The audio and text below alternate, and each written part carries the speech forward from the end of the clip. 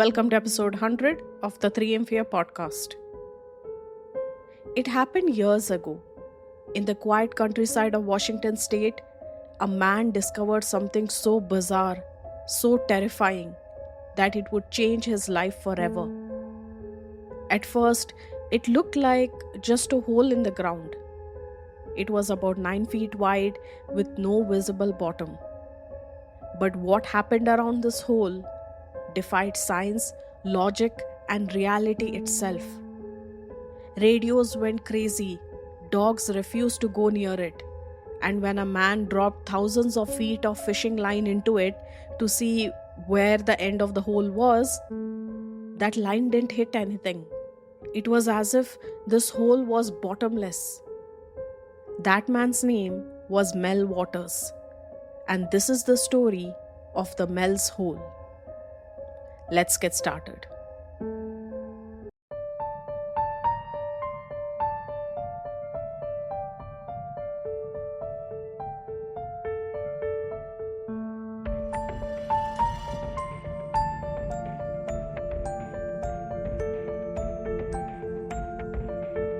Hello and welcome to the 3am Fear podcast. I'm Nikita Ferrao, mystery and thriller author. On this podcast, I talk about real crimes and real people. Due to the graphic nature of some of this content, listener discretion is advised. You can find the episode show notes on my website 3amfear.com. Let's get started.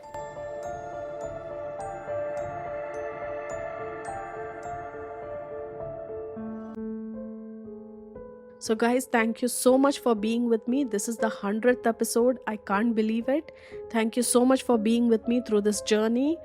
I'm having my first ever live horror storytelling event in Bangalore, and you can now listen to me narrate a story to you live. And the stories that I'm going to narrate to you live are going to be pure Indian horror fiction.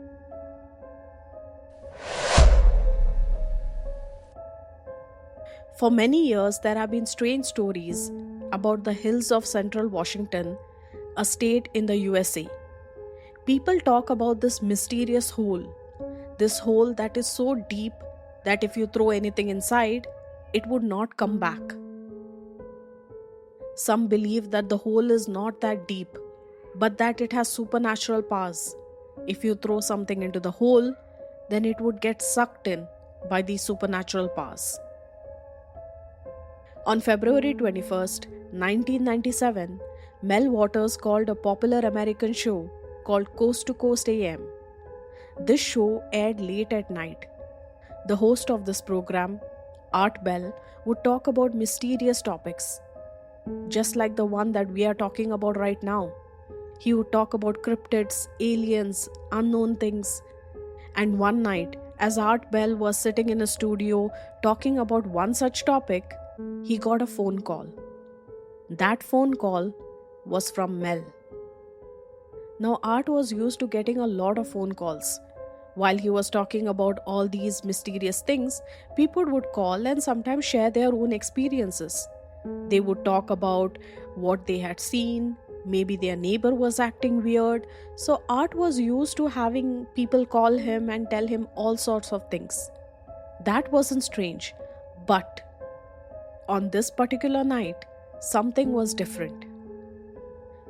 Usually, when people call Art, they are very excited or they are very nervous, and they have this kind of tone that tells you that they have a story to tell and they badly want to tell it to you.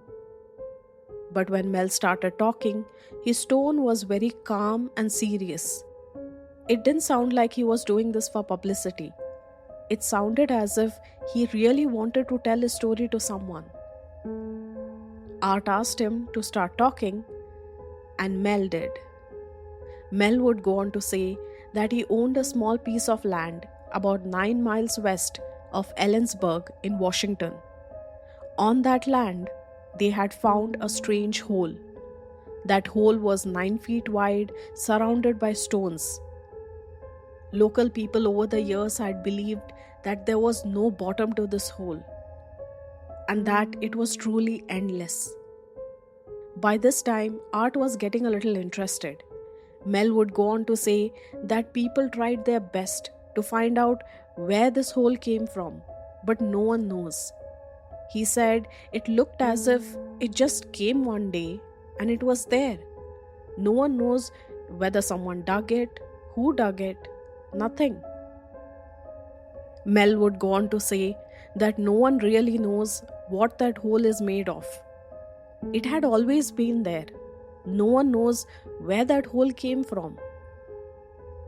For years, people would use that hole as a garbage pit.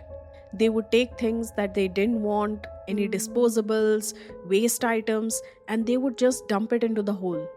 They believed that someday this hole would get filled. But unfortunately for them, or fortunately for whoever was researching, this hole never got filled. It was as if this hole was truly bottomless. After a period of time, people really got curious, and that's when they started throwing bigger things: old furniture, broken machines, even dead animals. But the hole never filled up. Even more strange than all of this, whenever people threw things into the hole, there would be no sound, no thud, no splash, nothing. It was as if the hole was just eating these things up. Years passed as Mel started to discover more and more about this hole. He became more and more curious. That night on radio, when Mel was talking to Art Bell, neither of them knew that this story was going to blow up. It was going to change their lives forever. By now, not just Mel, but even Art Bell was getting excited about this hole. He asked Mel more about it. He said that when he found out that people had been throwing big things into the hole, but they just kept disappearing and there was no sound, he wanted to know exactly how deep this hole was. And that is when he did a new experiment. He took a strong fishing line, tied a 1 pound lead weight at the end, and then lowered it. He wanted to see how deep the hole was, how long would it go. But nothing happened. They kept lowering more and more and more until they reached the end of the line, but there was no end to the hole. And remember, there was a weight attached to this, so if there was an end, the line would stop. But it didn't. When the fishing line ran out, he went home, got some more, attached it, and then started lowering even more, about 80,000 feet. That is 24 kilometers. This line ran for 24 kilometers down into the hole, but there was no end. So this pit had more than 24 kilometers of depth in it. By now, Mel was both interested and scared of the hole at the same time. His dog started acting very strangely when they got near it. They would start barking and growling. They refused to go near it. No matter how hard Mel tried to get his dogs near the hole, they wouldn't. Birds would stay away, even insects would not go near the hole. It was as if every living creature, except humans, was scared of that hole. To do some more tests, Mel brought a small radio and kept it near the hole. He started moving the radio closer and further away from the hole. When the radio was near the hole, the channel started changing. At one point, it stopped and started playing old music. At one point, it picked up a live baseball match. But this baseball match didn't sound like it was from the current time. It sounded as if it was years old, but it was playing live. This made him believe that the radio was picking a frequency from years ago. The more he explored the hole, the more confusing and stranger things became. Whatever was happening near the hole was something that Mel had never experienced before, and neither did anyone else. But Mel's story did not stop there. In fact, it was just the beginning. After hearing that strange old baseball match, which he later found out was from the 1960s, he got even more curious. Even though the land belonged to Mel, he didn't live there. So he started talking to his neighbors, trying to find out what exactly was happening with that hole. To his surprise, some of them had strange stories to tell. One neighbor told him a very strange story. He said that his pet dog had died, and instead of burying his dog in a cemetery or in his own backyard, he just dumped the dog's body into the hole. A few days later, while he was walking in the nearby forest, he saw a dog that looked exactly like his dog. In fact, that dog even had a collar which was exactly like the collar that his dog had. At first, he thought that maybe it was some kind of coincidence, and so he tried to go near the dog. He tried to call the dog, but the dog just turned and ran away. Like this, there were many other stories that were shared by the people. And Mel was sitting here talking to Art Bell on radio, and he was sharing all these stories while thousands of people were listening to both of them. The phone call went for over an hour, after which Art thanked him and told him that tonight his listeners had the best night because they heard such an amazing story. But this story didn't end here. Between 1997 and 2002, Mel would call the radio station many more times. Every time he would have a new story, a new experience. Art would always be there. He would be listening to Mel as Mel would go on and on about what was happening with the hole.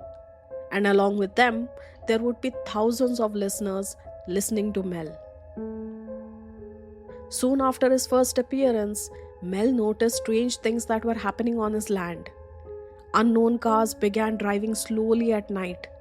He also noticed that there would be people walking around his house or in front of his house, near his house, people who did not live in the neighborhood, people whom he did not know, but it looked as if they were stalking him.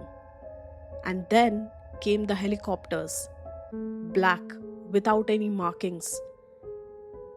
Usually helicopters have certain markings telling you which company they belong to or whether they belong to the army, but these helicopters were plain black.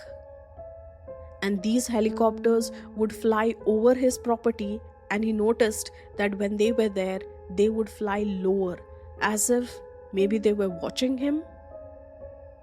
One day, after returning from town, Mel found that the road to his property was blocked. Armed soldiers were standing there. When Mel asked them what happened, they said that a plane had crashed there on his property and that the government was trying to do a recovery mission. But something didn't feel right.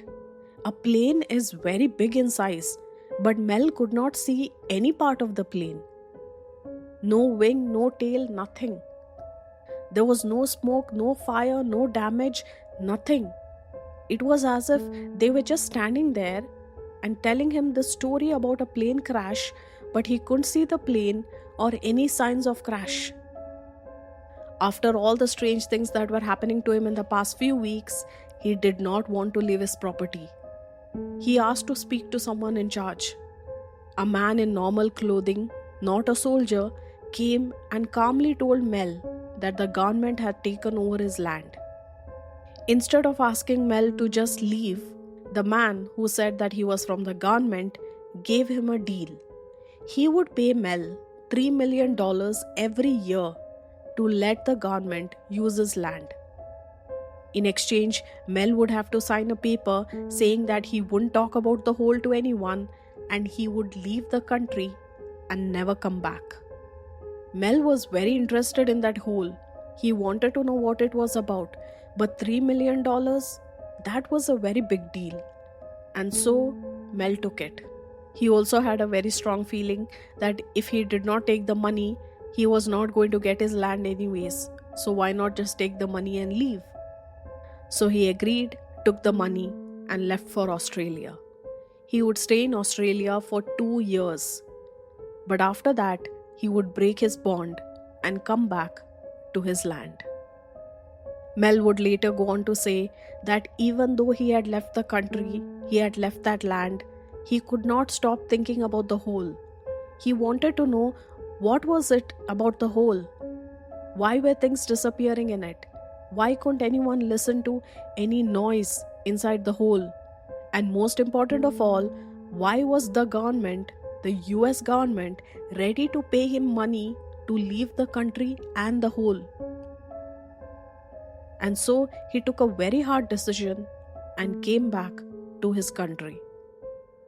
As soon as Mel came back to the US, the first thing he did was call Art Bell. Again, he called him on his radio station and he started talking about his experience.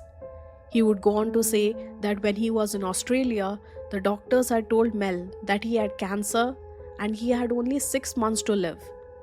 And he didn't want to waste these 6 months in Australia. He wanted to come back to his land and find out more about the hole. While talking to Art, Mel told him another incident that happened with him. He said that now that he was back in the US, he wanted to visit his nephew before he died. He took a bus, but during the journey, a fire broke out. The driver stopped the bus and called the police. The police questioned everyone and put them on a new bus. Everyone continued their journey, but Mel, he never reached his destination. 12 days later, Mel suddenly woke up in San Francisco. He had no idea how he got to San Francisco. The last thing he knew was that he was on the bus. There was supposedly a fire, and the police came, told him to sit in the bus and that they would drop him home. But he reached a completely new place 12 days later. He had no idea what happened in those 12 days. He would also go on to say that his arms had marks and tape, like someone had been giving him injections or IV. And even worse, some of his back teeth were missing. Someone had literally pulled his teeth out. When Mel tried to check his bank account, he saw that all the money was back. The millions of dollars that the government had given him to leave the country was gone. He was shocked. He was out of money. He had nowhere to go. Somehow, after great difficulty, he found his way back to Ellensburg. When he arrived at his land, the neighbors told him all the strange things that were happening while he was in Australia. When Mel was away, the land had been busy. Military trucks came and went. Workers had put up tents. People were working day and night. The neighbors could not see what was happening inside because the area was barricaded, but they said that a lot of things were happening inside. And then, one fine day, just like all the people had come and put up all these things and they were doing all their work, they disappeared. And when they disappeared, the hole also was gone. When Mel heard this, his life shattered. He lost the hole, the one thing that was making his land famous, his life curious, the reason that he came back. And he lost all the money that the military had given him to stay away. He had nothing, just a plain land. No money, no hole, nothing. Mel would call Art another day, and that time he would give him an information that Art never expected. Mel would go on to say that a Native American tribe from the Nevada desert contacted him. They said that suddenly on their land there appeared a hole, and they had no idea about this. What to do with this hole? They would go on to describe the hole, and the more they talked, the more Mel was sure that this was the exact hole that was on his land. Mel traveled all the way to Nevada just to talk to them. Now remember, Mel had only 6 months to live, so he didn't care what he was doing, he just wanted to know about the hole. When he reached the location, he saw another hole, about 9 feet wide, completely dark. It looked bottomless. But this hole was a little different from the one on his land. His hole had stones around it, while this one had a metal ring. The air around the hole felt heavy and strange, like there was electricity in it. When Mel touched the metal, it felt old and smooth, like it had been touched many times before. Mel and the others decided to test this hole. First, he repeated the same things that he had done with his. He took a fishing line and tried to see how long it would go. And just like his, it was bottomless. After doing all the small experiments, possibly the radio experiment, the getting the dogs nearby, he tried to do something different. Now, while going near the hole, it felt as if there was hot air coming from that. So he wanted to know exactly how hot was it. Did the bottom of this hole lie in the middle of the earth? So was there molten lava or something? He wanted to know that. So what they did was they filled buckets with ice and lowered them into the pit. They kept it in that position for a small period of time and then pulled the bucket out. The ice had not melted. Even though there was hot air coming from inside the hole, the ice had not melted.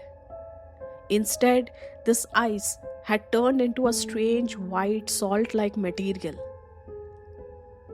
This made them believe that the hole might have magical powers. Maybe it could change things, change the nature of things. They wanted to do even more tests. One local man even offered to go down himself, but the others stopped him. They weren't sure what would happen. Ice turned into this salt-like powder. What would happen to him? And that's when they decided if they couldn't send one of them, maybe they could put an animal down there. As they tied the sheep and took it near the hole, the sheep started thrashing and kicking and screaming, trying to escape, trying not to go near the hole. But somehow, they managed to push the sheep into the hole. Now, the way that they got the sheep into the hole was that first they put the sheep into a box, a wooden box, and then lowered it into the hole. They lowered it to about 1,000 feet when the sheep went completely quiet. At the same time, they heard a deep humming sound that was coming from inside the pit. It was loud and powerful. It shook the ground. When they pulled the box back up, the sheep was dead. The strange thing wasn't that the sheep was dead, but that when they cut it open to examine the body, they were stunned. The sheep was roasted from inside. It was as if it was placed on a grill and then grilled from inside. From the outside, it looked like a normal dead sheep, but from inside, it was roasted. But there was something even more stranger. The stomach was filled with a large black lump, and this lump was moving. Although they were scared, they were also curious. They decided to cut this black mass, and when they cut it, a small slimy creature came out. This creature was kind of connected to the sheep like an umbilical cord. The creature looked like a baby seal. But something was not right. It looked like it was half formed, like half sheep, half sea animal. And the most disturbing part, its eyes looked human. Everyone stood there, shocked. This little creature, what was it? They had never seen a creature like this before. Mel gently picked up the wet, slippery creature and carried it to the pit. The dogs, the sheep, whenever they tried to get an animal near the pit, the animal would just start barking, thrashing, trying not to go near it. But when they got this creature near the hole, it slowly slipped into the hole as if it wanted to go inside. A few days later, Mel would go for a regular checkup with his doctor. He had been told in Australia that he would die in 6 months. But now, when the doctor saw his reports, they were shocked. His cancer was completely gone. It was almost as if he never had cancer. He was not in remission. It's not like the cancer got any less or nothing. There was no cancer. He was completely healthy. Where once Mel thought that he just had 6 months to live and he wanted to solve the mystery of the hole, he now had a very long life ahead of him. The doctors knew he had cancer. It was not something that Mel thought about, and now they had no idea where this cancer went. Mel believed that that animal had something to do with it, that maybe he helped that small creature get back into the hole, and the hole somehow helped him, healed him. In 2002, Mel spoke to the radio one last time. After years of strange stories, bottomless pits, government secrets, weird creatures, and disappearing money, Mel had enough. That night was the last night Mel spoke on radio. He never called the radio again. He never replied to any messages. He just disappeared. Many people tried to look for him, but they never saw him again. Some people believe that he was so frustrated because now that the hole was gone, the government was no longer interested, he had no new stories to share, he just disappeared. Some others believe in the conspiracy theory that the government somehow got hold of him and wiped his memory clean so that he would not go around talking about the government and the hole on the radio. But whatever the truth was, we know that the hole was gone from Mel's land. The money that the government had supposedly given him was gone, and Mel was cured of cancer. Thanks to Mel's radio interviews, the story of the mysterious bottomless hole became famous across the world. Many people were curious to find it. Many people tried to look for that hole. But Mel had warned, no one should go looking for the hole because you never know what would happen. For years, people were looking for that hole, but no one could find it.